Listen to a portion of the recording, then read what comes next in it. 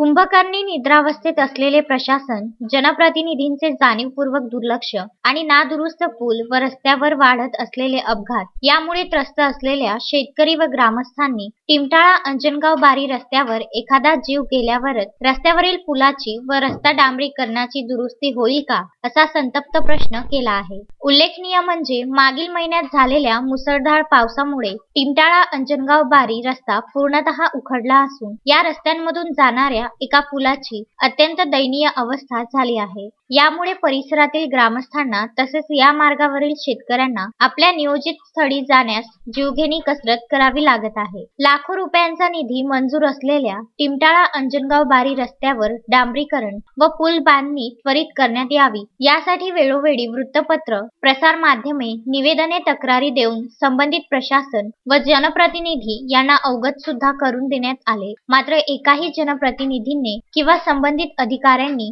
रस्ता व पुलाकडे डोकावून सुद्धा पाहिले नाही. 15 दिवसापेक्षा जास्त कालावधी लोटून सुद्धा या रस्त्याची व पुलाची अवस्था जैसे थेची आहे. गुरुवारी सकाळच्या सुमारास पत्रकार तथा सामाजिक कार्यकर्ते श्रीपाल सहारे हे आपल्या सहकाऱ्यांसोबत दुचाकीने प्रकृती बरी नसल्याने अंजनगाव बारी येथील दवाखान्यात निघाले असताना नादुरुस्त उखडलेल्या पुलावरून त्यांची दुचाकी स्लिप होऊन गाडीसहित पुलाखाली पडले. सुदैवाने कोणतीही गंभीर स्वरूपाची इजा झाली नाही, पण जर दुचाकी विरुद्ध बाजूने पडली असती तर एक मोठी दुर्घटना घडली असती, यात शंकाच नाही. गावातील युवकांनी तात्काळ धाव घेत दुचाकीला नाल्यातून बाहेर काढले.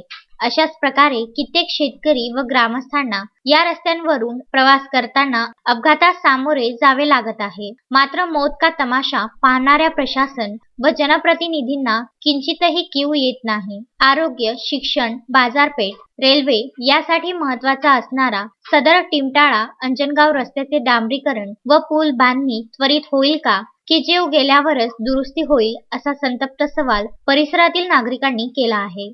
श्रीपाल सहारे, विदर्भ न्यूज, टिमटाळा.